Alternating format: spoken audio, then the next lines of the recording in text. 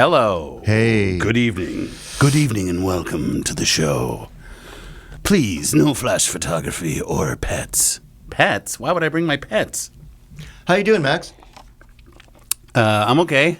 I was talking to my friend Stefan this morning, and he goes, what is that? Are you doing some sort of podcast thing? And I tried to explain it to him. First off, he didn't understand the title. Magazine, why is it called that? I'm like, that's Cousin Lorenzo. I said he wanted to do a show, so he came to me. I said, okay, let's do a show. And I said, he has been amazing. You, Lorenzo, have been amazing as far as getting the show out there and putting it on iTunes and putting it on Soundcloud and putting it on iCloud. And amazing. I mean, stellar work. However, content-wise, I said there's often that thing where I kept trying to tell him that this was his show, but we get behind the microphone and you don't have anything to say. That's not true. I want you to start this show. Case in point. Fuck you. No, but he's very excited and he's going to listen. All right. Well, I'm glad. He says you talking about me because I think he knows about you. He actually thought you were Adam's cousin. He's like, all these years I kept hearing Cousin Lorenzo. I thought it was Adam's cousin. Wow. He's a former co-host guy of mine, but no, I said no, Cousin Lorenzo, and I said him and Adam are the same person, so it kind of makes sense that we're doing this show. But we're not the same person. I mean, I know Adam, love Adam, and you think that I'm, Adam 2.0, and that was never ever my True. Adam 2.0. That was I never wanted to be the second. Of course, I don't banana think you're to Adam. No, you're not a second banana. No, you've become the second banana of your own show. You're supposed to be the first banana. But are we equal on the what is a banana? Is it a bunch? A banana is a bunch of bananas. Are we equal bananas in the bunch? We're doing this together. We are equal I am very partners. happy to hear that. But I know you, and most people may be listening do or they don't, and I know that you're the more entertaining one than I am. That's not true. You're you very think I'm entertaining. more entertaining than you? Yeah, absolutely. And that's why I asked you. I thought, I'm not going to do this by myself. I'm not that entertaining. All right, let's take a poll. I could actually get a little bit of your vibe. Yeah. And you can bring out the entertainment part of me. Yeah. But I'm not the one to drive the podcast. If you actually listen to this show, I want you to post a comment who you think is more entertaining. Is it Lorenzo or is it Max? And we will see. We will see what the audience says. All right. Will you be able to handle the results? Absolutely. I won't. Because it better be... I'm very sensitive. It better be 20-0. It needs to be 20 Maxes and 1 Lorenzo. That's right. Okay, fine. Hey, if I get one, I'll be very happy. Yes. Max, it has been said to me that over all these years, besides being a wine guy, I'm a wine guy. You even have a wine blog. Yeah. Mac Cook Uncork. Mac Cook Uncork. Max Thanks. Cook. Thanks for the plug. Okay. Max Cook Uncork. Yes, that's a better title. Yes. You've discovered beer. I didn't discover beer. I've had beer. Beer's discovered you. Listen, I'll tell you what. It doesn't help that one night I was in a dirty cantina and I said to the waitress, what is a really good Mexican beer? And she says, oh, you got to try Modelo Negra. Have you ever had Modelo Negra? No. Oh. I'm not really a big beer guy. That's right, you're not. Maybe you can sway me. No, I'm just saying I got a bottle of this Modelo Negra. It's a darker beer, and just the crisp. See, I love a fizzy explosion in my mouth, but the crispness and the and beer connoisseurs may be listening to this rolling their eyes. Are you respecting the fact that I didn't jump on that last comment, by the way? Which one? The busy, jizzy, exploding thing in your mouth? I did let that go. Just thank you. Let the records be known. You jump in anytime. Oh, okay. No, but I really fell in love with this Modelo Negra, and it also doesn't help that I have a Vendome liquor and spirits store that started doing wine tastings. Hector the Selector was great. He would choose titles, and we'd walking distance from our house. But now they've added ciders and meads and craft beer, and I just love it all. But I'm telling you, man, there's a whole other science to beer. There's a whole other taste thing going on. In fact, this past weekend, it was President's Day weekend? So the wife and I decided to have one of our film festivals where it was up to me this time to pick the movies. So we picked 3 or 4 movies over the course of a 3-day weekend, and we pair them. And so I said, well, I think we should do Werner Herzog. And he's German. Right. So I'm like, why don't we go get some German beers from Vendome? I don't know anything about German beer. I know German's very popular with the beer. Like a Heineken or yeah, whatever. I go to Oktoberfest. Oh, no, these are like imported Germans, like Ungstauk, Fringstrock, Froth, Reinstein. Like, it's like these crazy names. Wow. And do you have to salute them before you drink them? Yes, and you have to be a Nazi or a neo-Nazi. Oh my God, to drink them. Well, you will be literally in the oven at the end. Yes. So, dude, I go over there. Nicole and I go over there, and wouldn't you know it? How coincidental! A cider and mead tasting. Now, do you know what a mead is? No. MEAD. Isn't it like really old school stuff? Like a really old alcohol? Mead goes back to like pre-wine. Yeah. Mead goes back to it's honey wine. It's derived from honey. Really? Just like cider is derived from fruit. Apples. Yeah. But you're right. You can have pear ciders. Yeah. You can have pineapple ciders. Yeah. You can have grape ciders. Yeah. Blah, blah, blah. But I'm telling you, man, these meads, it's like, whoa, this is a whole other taste. You're into the meads. I'm into the meads. So, dude, no joke. I think we spent, with the tasting, maybe $170. Oh, my God. At Vendome Liquors? Yeah. Oh, my God. Well, Lorenzo, really. Did you buy a bottle of everything you tasted, basically? Yes, pretty much. Pretty much everything. We got ciders, we got meads, and then I got Stein, the German beers. Wow. Lorenzo, really, though, what is the point? I mean, why not just... I'm not saying I have to be Nicolas Cage from Leaving Las Vegas, but I'm still productive. I'm still making things happen. I'm not killing anyone. Why not just drink myself to slow death with all that's going on in the world? Well, first of all, wine is not really going to make you fat, but you start drinking a lot of beer. I know. And high caloric stuff and hops and wheat, and you are going to fucking blow up. You're going to blow up, dude. You don't have to worry about that because you have to understand, physically, I hit a wall. Here's my marker, and I'm not embarrassed to say it. The day I can't see my dick anymore is the day I freak out and get back into my exercise routine. Wow. Speaking of exercise. Just let you know, I'm the opposite. So the day I see your dick is the day that I get therapy, and I start drinking a lot of beer. No, I've got a belly and I'm working on it. But listen, I'm working out every day. But listen. Good. Listen, I wanted to tell you, I was very excited to tell you. Yes.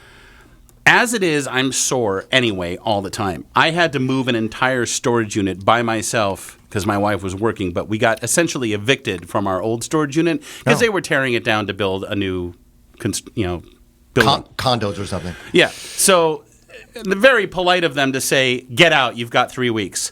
However, they did say, anything you want to leave behind, go ahead, because we're just going to total the place. So that was cool. That was very cool of them. So you got to leave a lot of junk. Well, I got to leave without having to worry about hauling the junk somewhere else. I let go of some things, Lorenzo, and I have to continue to purge.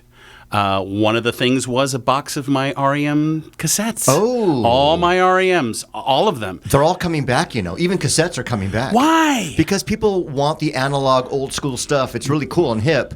And even though there's hiss, it actually sounds better. So you might have wanted to keep those. Well, I let those go. All right.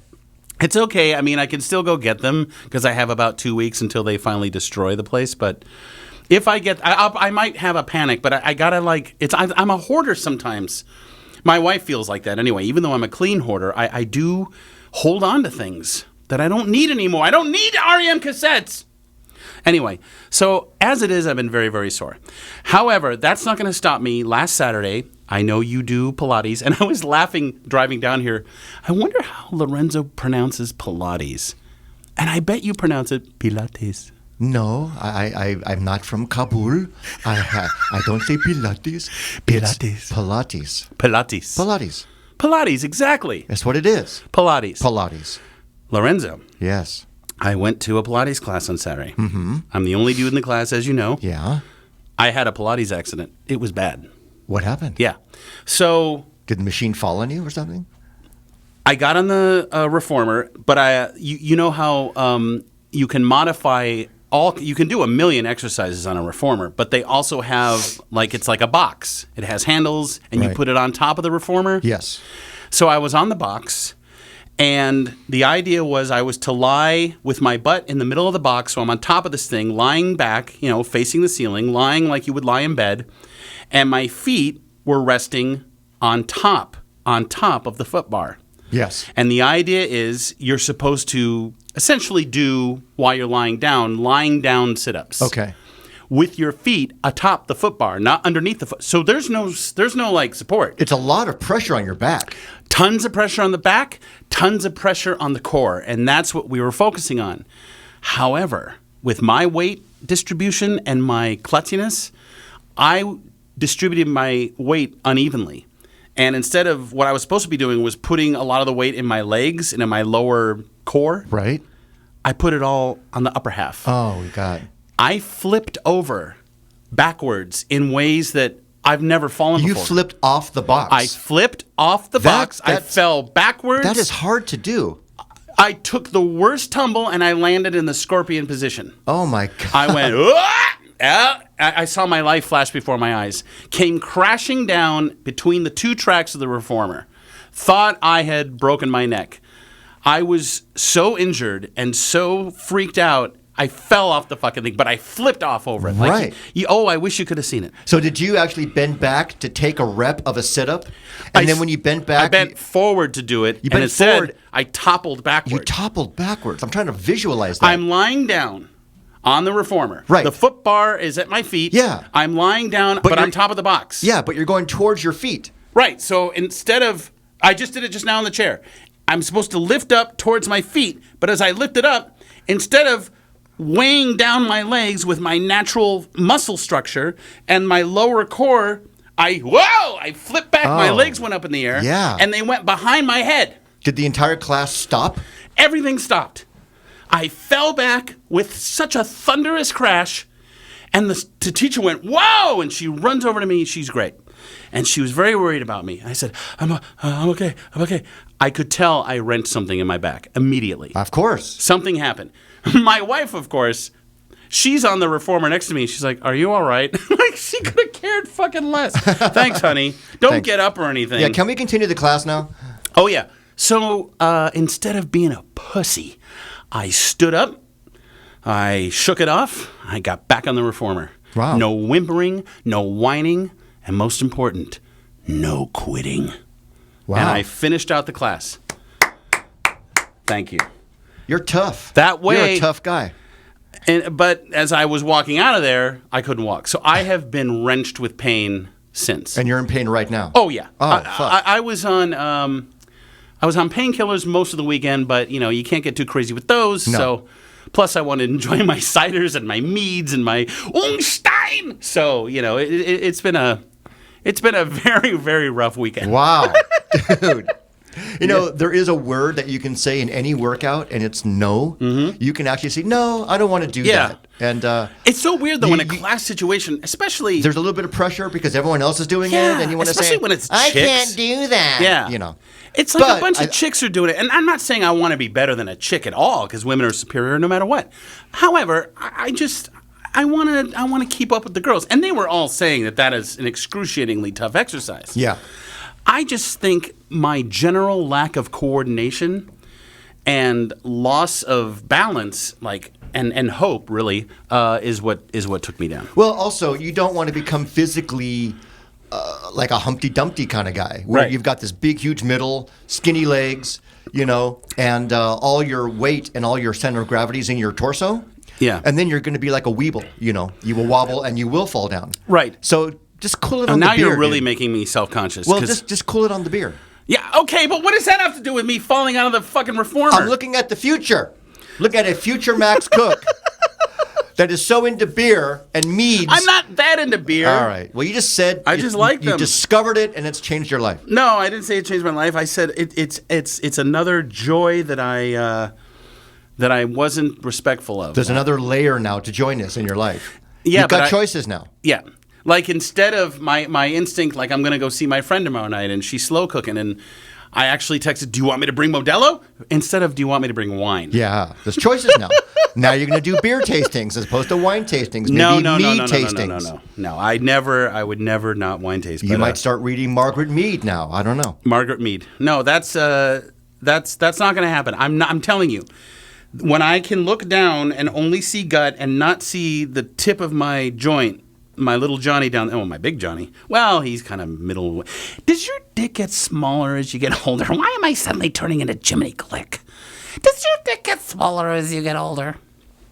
Does it shrivel up like everything else? I think it goes back into the shell a little more. Yeah. Especially when it's cold. Yeah. So far, personally, I'm fine. Yeah. I haven't noticed shrinkage. Do you notice you scold your dick more as you get older? Like, no. Like if I have a random boater, I'm like, not now. I don't have a conversation with my penis. Oh, do you I do have a running dialogue with your genitals? Well, I had an inconvenient boner this morning, and I'm in the middle of stuff. I'm like, I'm sorry, I can't deal with you right now. I'm busy. Right. This is your problem. You need to get a life. Stop showing up. I've got things to do. I can't deal with you right now. That hasn't been the case. Right. Now, I'm not saying, as a guy, and all guys listening have had inconvenient boners, and I must admit, not that I have a conversation with it, but sometimes when it is inconvenient, in my mind, I'm thinking, really? Stop it. Yeah. Can you go down? Yeah. We have to do this right now? Yeah. And that is just physiology, and every guy can understand that. Mm-hmm. I'm sure not a woman understands that. I'm sure they think it's all voluntary. Oh, sure. But it isn't. It's got a mind of its own. Absolutely. And it's got a will of its own. It's like, why now? Why now? Really? And I'm not even looking at anything cool. I'm looking at, Ernest Borgnine. Yeah. I mean, some people may get off on Ernie, but I don't. Me neither. But I wasn't even thinking sexual thoughts. That's what was weird. That is weird. So random. Wow. Maybe it just wanted to get out of the box. Something was going on. Or maybe subconsciously I was thinking terrible things. Because I'm always thinking terrible things subconsciously. I can attest to this. This is true. I think if you think nice things, you think something's wrong with you. Right. Well, I'm glad you discovered a new way to have fun in this world and See, you have a tendency to lock onto things. Like, I know now, next week you're going to ask me, so have you tried any new beers? I'm never going to let it go. Yeah, suddenly in your weird, fucked up mind, I will become beer guy. And I'm not beer guy. I'm expressing to you something that I'm enjoying. I understand, but I know you also is that when you do discover something new, you can get kind of obsessed about it. Yes, I agree. Think about it. You want to explore it. You will now read articles about beer, the history of beer. You want to find out who's making beer. You're going to You're going to be one of those microbrewery guys. And you're going to go to me. I know you. No. It's true. You're going to go, he goes to microbrewery on this corner. We got to check that out. And, who made it? You're going to want to know the makers of the microbrews. You're going to want to interview them. I know you. Oh, my God. That's not a bad thing. It's a great thing. It's an exciting way to live your life. You now discovered new things and you get into it. Yeah, but does that mean I'm fickle? No, it just means that you're open to new things. What if the original woman said, hey, try this, and you said, no, I don't want to. That's true. Not you. That's true. You're an open, expressive, experimental kind of guy, and that's why I love you. Well, just know that I'm never going to suddenly become obsessed with salmon. Salmon is off the list for the rest of my life. I hate salmon. All right. Hate it. All right. But is that true with all fish? Oh, no, I love fish. All right. Oh, my God. There's a sushi bar walking distance from my house, and talk about getting a big, nice, frosty Kirin beer and eating a bunch of sushi. That's not going to help the belly. No. But, dude, we got to go there sometime because they have these tremendous lunch specials. I love sushi. Yeah. And it's really good, fresh, awesome sushi. But I'm telling you, you get to the bar, and they have an all-you-can-eat lunch special, and you will roll out of there. All right. But you'll feel so good from all the beautiful fish. The only trepidation I have, I'm coming from just more what I like to do in my hobby time. Yeah. I'm a big snorkeler. I love snorkeling. I dive. Oh, you get sad when you see the fish. I do. Cut up. I actually snorkel with these fish. Oh! I snorkel with eels. I was lucky enough. I actually went to Hawaii last week. I don't eat that. I was snorkeling, and I was literally watching an eel go on a feeding run. Oh. And I literally thought this. I thought, someone one day is going to eat you. You're going to be sushi. And I felt really bad because I'm looking at this beautiful little eel. And it's looking for food. And it's going under rocks and doing its eel thing. And it's just going to be food for us. Right. And I'm snorkeling with big, beautiful fish, parrotfish, which I know they eat. And a lot of the fish I snorkel with are ending up on people's plates. And I'm not saying I don't eat it, because I do, and I love ahi and I love yellowtail. But when you're with them and just seeing them be animals free, you realize, oh, fuck, we're catching them and eating them. Yeah. And out to existence. I mean, they won't exist anymore. Right. There was a study that said that human beings are consuming so much fish. They won't exist anymore. In 50 years, there will not be any more fish. Selfishly, it won't mean anything to us. We'll be gone. Right. It'll be but selfish. That's still sad. It's very sad. No, I totally get that, though. I totally get that. But I'll still go with you and eat it. Yeah, but see, this is where, like, I'm really fucked up when it comes to that, because I love animals to the point that I love them more than people. And then I go and eat animals. Yeah. But I have that block. I have that block of denial. Yeah. Like, this is not a cow. You know, this is just something that appeared. And Right. I can grill it and saute it and spice it up and Right. put soy sauce on it and make it amazing. And But put if it you in had my body. cows for pets and you grew up with Right. cows and you saw and baby I'm looking calves in their being soulful born. eyes, I Yeah, don't know. yeah. I don't know. I I don't know. know. I don't know. And it's like, why am I choosy? Like I never, maybe once a year, I'll have one piece of ham. I got to tell you, sometimes I have to have ham on rye, but that's just once a year. Yeah. I don't think about the fact that it's a little piggy. Poor little piggy. Poor little piggy. Such a cute little piggy. I don't think about that. Or if you eat a piece of bacon.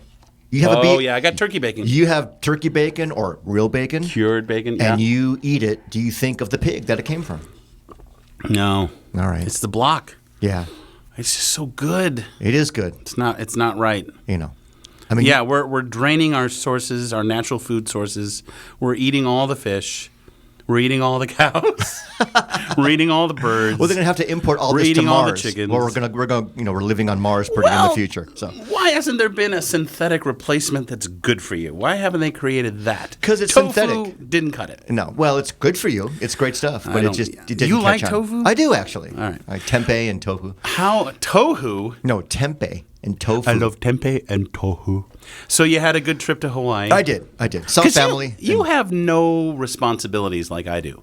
In what way? Well, I don't have any pets. You have no pets. I have a wife. Yeah, but you don't really have any responsibility to her. Like, you don't cook for her. I do sometimes. Sometimes. but Sometimes we don't have to. It's more about fending for. You're really just responsible for yourself We don't have set rules. and taking care of yourself. I take care of her. I too. made a joke in text to you recently that your life is just one big vacation, and that's great for you, but you really don't have any responsibilities. Everything just kind of works out. So you're in Hawaii, Yeah. and even when you go out there, she has to go because she has a responsibility because she has to take care of her 200-year-old mommy. Right. But you're no part of that. Not really. Because the mom wants nothing to do with you. Pretty much. So you get to just go out in the ocean and float Yeah. and stare at the fish that you don't want to, Eat. see eaten. This is your life. I'm falling off reformers. Right. And moving storage units. Right. And just being in some drunken beer stupor. Yeah, I got to And- be home by 5 to Yeah. let the shutter guy Right. in. And I got to make dinner for my wife tonight. And I'm picking papayas and snorkeling. How lucky am I? It's very, I'm a lucky fucker. it's very funny. I have no complaints nor defense for what you just said. Now, you have to have something to do with mom, right? How old is she? 102? She's going to be 102 in July. Yeah. This is weird. I've been with my wife for 25 years. Yeah. So I've had my mother-in-law That's for amazing. 25 years. We've never had a conversation.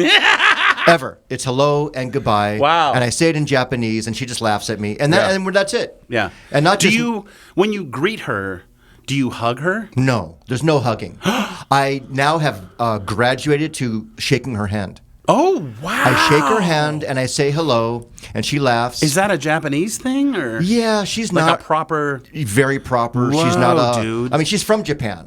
But no kissing on the cheek. No. Dude. My wife doesn't kiss her mom on her cheek. Oh my God. No, there's no kissing. There's no hugging. It's very one-off. Yeah. Very arm's distance kind Yeah. of. So for me, being a white guy, and she's really old school Japanese, Yeah. she was never really down with her daughter marrying a white guy. Right. So it was never personal, but the culture was like, you're over there, and I'm over here, and I'll wave to you, and we're done. Oh, wow. That's got to be great, though. It took a while to get to that Yeah. mindset. I think that way now. I wish I was like that with my It used to be mother-in-law. kind of weird, but then I got to the point thinking, my mother-in-law wants nothing to do with me. Maybe that's a positive. That's a great Maybe I should thing. embrace this and then just go snorkeling. Are So you I kidding? do. I probably have to talk to my mother-in-law on the phone twice a year, and Yeah. my wife talks to her, every other day. Dude, if I get my mom wants to talk to you, and my wife starts to hand me the phone, it's in slow motion. Yeah. My mom wants to talk to you. Hello? And then it's just psychotic jibber jabber for an hour. Yeah, well, it's like waterboarding. Yeah. You're getting through it. You're thinking of anything you can so the torture will go away as quickly as possible. Mm-hmm. And it's a necessary evil you have to do because you're in the family. Yeah. I don't have that at all. Wow. I really don't. I'm really lucky. She wants nothing to do with me, and I'm totally down with that. And then you got the people, the people. You have friends who I do have get friends. they get along so well with their in-laws. Yeah, and they go out to everyone lunch goes with out to them. lunch and Yeah. trips together. Yeah. I hate those people. Yeah, I've never I been hate that those guy. people. I hate those people. I hate those people so much. I hate them so much. Oh, no, I don't know what you're talking about. I love my mother-in-law. We get along great. Oh, fuck you. Fuck you, you liar. Fuck you, you liar. Hate those people. I'm with you. I can't relate to anything like that. I'm kind of like a single married guy because I have a lot of downtime. Right. And but anything can happen. There was a really interesting documentary on Warren Buffett. It's called Becoming Warren Buffett. I heard about this. I saw it last night. And one thing I didn't know, besides all the financial stuff, and he's a investing genius and all of that, he married not his high school sweetheart, but he married really young to this woman, and they were in love and they're best friends. But as time went on, she didn't divorce him, but she said, I got to find myself. It was kind of the empty nest syndrome. Kids grew up, moved out, and she said, I don't want to be here. They lived in Omaha, Nebraska. She goes, I love you, but I got to find out who I am. So they still remained married, but she moved to San Francisco forever. I mean, she never came back, and they never got divorced, but they were married, had separate lives, maybe like, I guess, our president and his wife has. But then, because she cared about Warren so much, she had her best friend move in with him. Whoa. To take care of him, because he was kind of this dysfunctional guy. He was like such a, not really idiot savant, but he was like such a savant with investing. Right. That's all he did. Wow. He needed taken care of.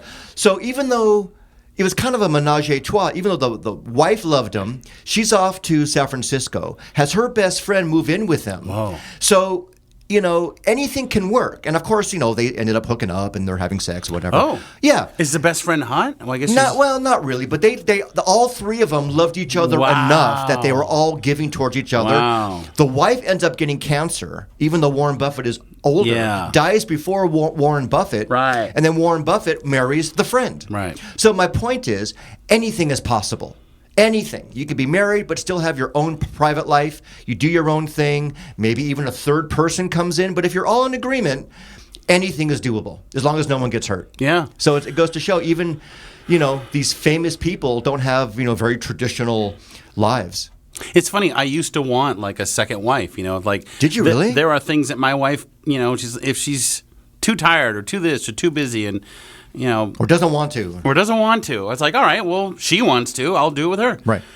And my wife knows about this, and it's always been kind of a running joke. But it wasn't until I started to have very deep friendships with women outside my wife that I realized that I don't want that, and I never want that. I mean, my wife is enough.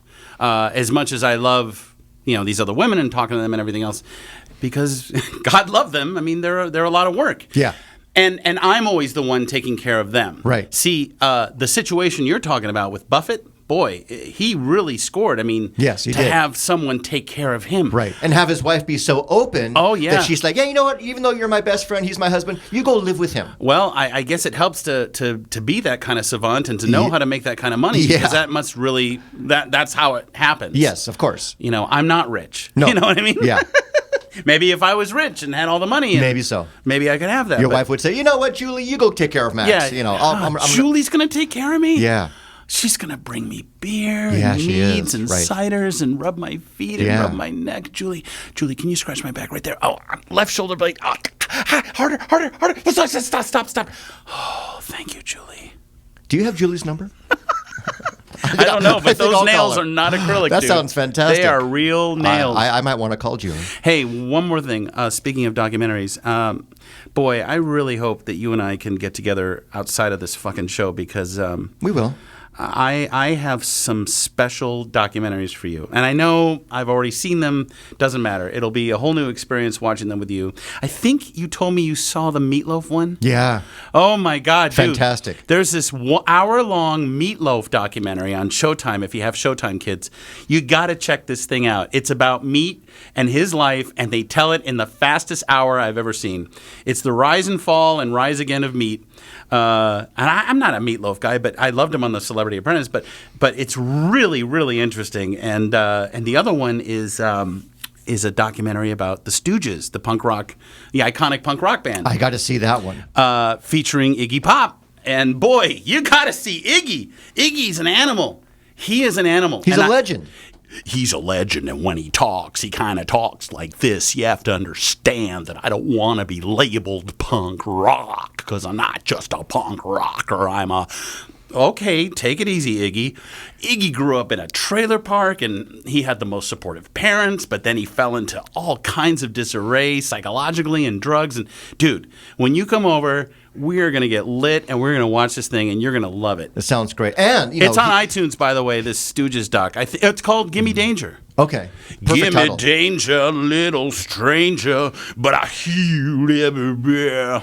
And he hasn't stopped. I mean, the guy's in his 60s. He's 69, he hasn't is stopped. still a motherfucker. Dude, like he's a motherfucker. He is. I know. And they toured, and Mike Watt played bass for them. Oh, how cool. And Mike Watt's in the doc. Right. Oh, great. Yeah, Mike shows up. Just on that, piggyback on that, one I saw last week, besides the Warren Buffett thing, regarding music. Remember the movie called Shine? Jeffrey Rush played. Yeah, sure. Yeah, he played David, I think it's Helgoff. Mm-hmm. There's a documentary on Dave, on the guy. Is he alive still? Yes, it's called I Am David. It is. Wow. He is the most unique human being you will ever see. Okay. He is amazing. They don't label what's wrong with him. He had a nervous breakdown at 15. He was a child prodigy. And he lost some of his talent back then, but he got a lot of it back. He might even also be a combination of maybe a little bit on the autistic track, maybe even a little bit schizophrenic. Wow. But it's this big jumble of amazing. And then he plays piano, and he's fucking ridiculous. Yeah. And it's all about him. And also, the other amazing person is his wife, who puts up with him. Oh, my God. Who decided to marry him. Oh, Jesus. But he is nothing but love. He's not mean-spirited. He just loves people. He's quasi-inappropriate with people. Yeah. But he comes from a place of just absolute love and affection. It's called I Am David, and you will never forget him. Where's that one at? On iTunes? It's on probably iTunes, but I saw it on Netflix. Oh, Netflix. And okay. I highly recommend it. Okay. Highly recommend it. Wow. I highly. Oh, yes. And then you got to watch Mapplethorpe on HBO. Documentary about if you like big dicks. Boy, this is no, seriously though. This guy took a lot of photos of giant dicks, but that's a whole other fascinating thing. I tell you what, documentaries, when they're done well, there's even one on the Oklahoma City bombing that you got to see that's on American Experience, PBS. You can stream it. This is when they are telling stories objectively. It's okay to have a POV. It's even okay to be biased sometimes. But when these stories are just told, point the camera and roll, I tell you, you can really get gold. It's my favorite genre. It really is now. Yeah. I mean, I love movies. I just saw La La Land, and I liked it. It was all right. I thought it was creative. I'm not a big musical. Right. I'm like Singing in the Rain, that type of stuff. Right. But documentaries, riveting documentaries, that's my favorite. I can watch those all day long. They're fantastic. Great? Oh, they're great. Aren't they great? Yeah. I'm going to shift gears. You have no clue I'm going to ask you this, but I'm going to ask you something. And now I want to be a dog. Okay, go ahead. You might not want to talk about this, but I'm curious about something. Uh-oh. This Sunday is the Oscars. And all the people, you're an actor, voiceover guy, on-camera guy, and they're giving away for animation and the best of this and the best of that. When you watch it, or if you do watch it, and this time of year, is there any emotion that you're, not in the mix, that you are just not there, you're not a part of that upper echelon of Hollywood? Jesus. I'm asking. I'm just curious. Well, first of all, I used to watch award shows all the time. And why did I watch? Because there was a man sitting in the front row who was the reason I became an actor. And this man had a classic receding hairline, a killer grin, and he would wear sunglasses. in the audience, sitting in the first row. That was the only reason why I would watch award shows, just to see Nicholson. He's not around anymore, although supposedly he's making a comeback. Now, listen, I am a member of the Screen Actors Guild, so I voted for the Screen Actors Guild Awards, didn't watch them. However, I watched all the films because they send screeners, and I think that there is a very, very healthy batch of movies this year.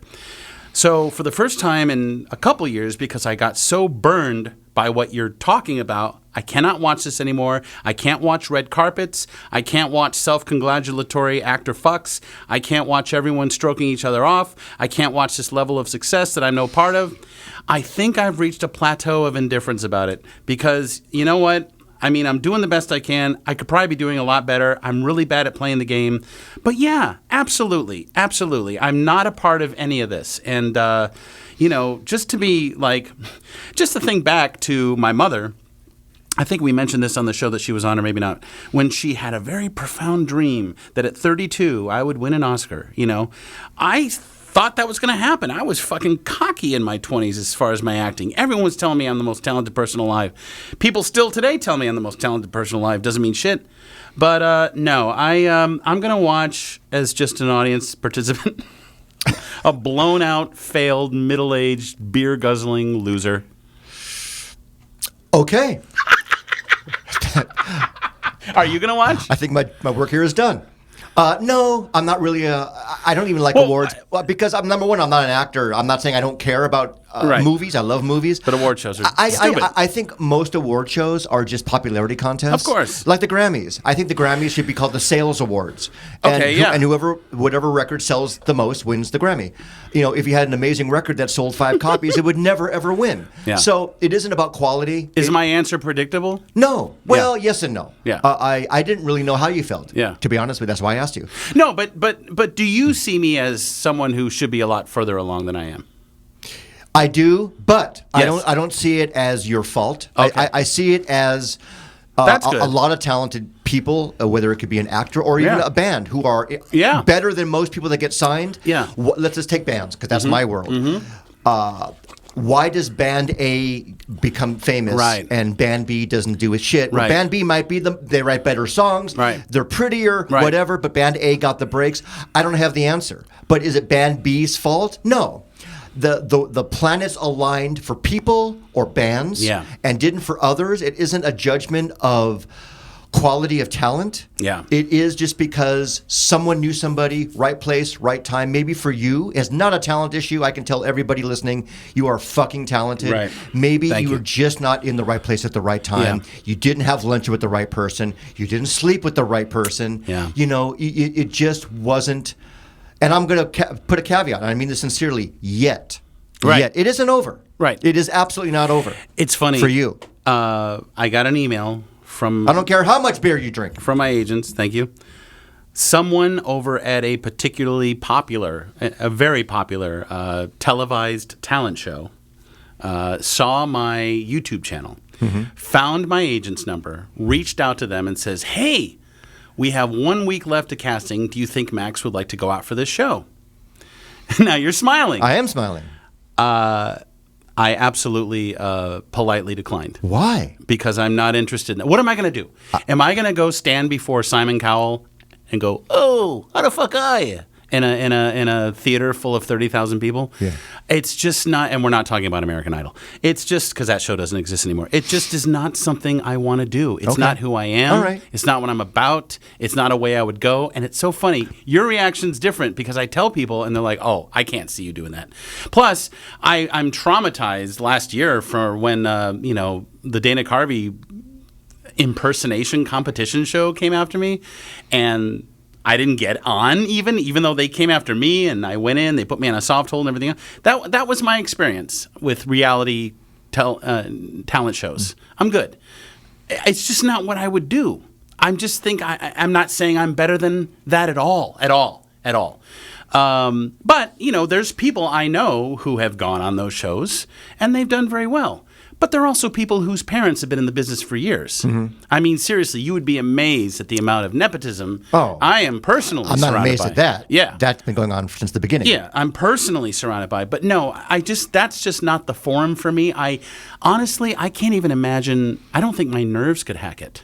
I can't imagine standing up in front of 30,000 people doing Tony Soprano. I think my mouth would go dry. I think I would panic. But that's cool. But what you're saying is you are being true to who you are now and what you want to do. There's nothing wrong with that. Yeah. It really is.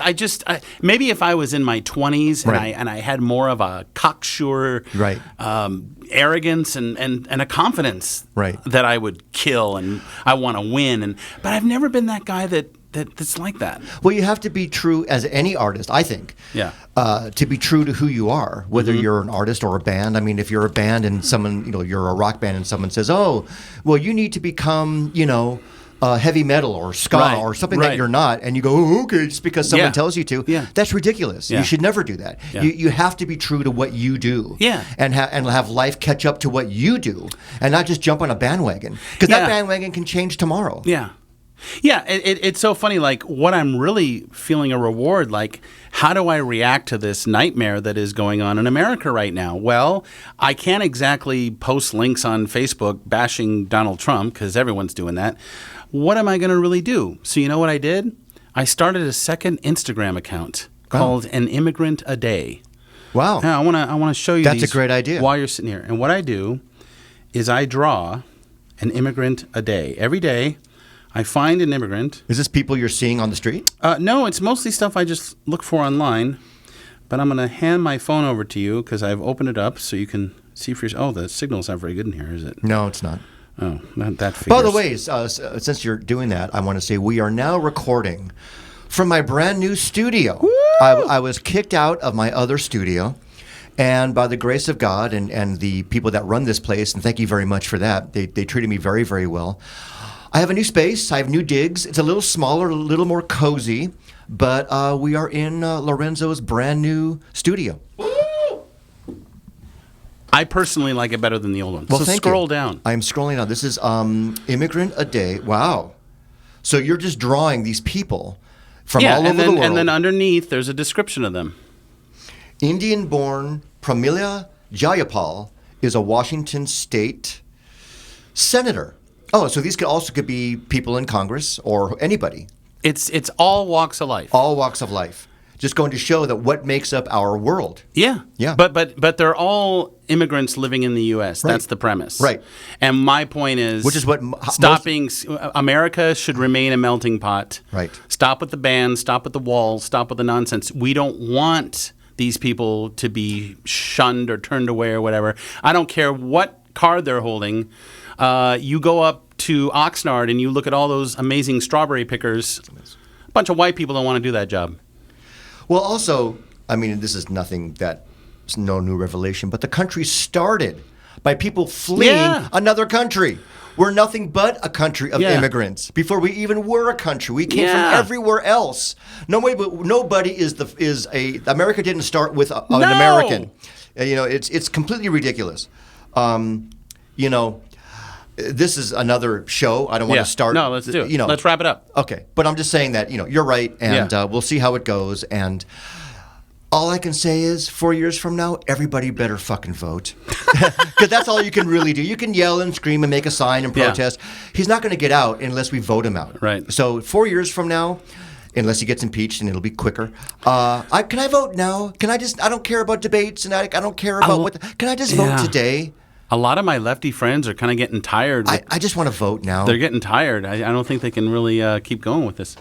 But yeah, so this is what I'm doing. Well, that's great, dude. That's a great public service, actually. And that's actually a great way to, in a way, as opposed to picketing and saying, he's not my president, that's a very constructive, artistic way, because you're such a good artist, to make people realize that we're a melting pot.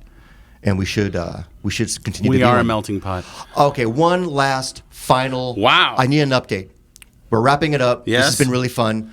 You're going to ruin the show right now. No, I'm not. Well, maybe actually, I think it's going to be an uplifting question. Give me a Mickey update. Oh, Mickey.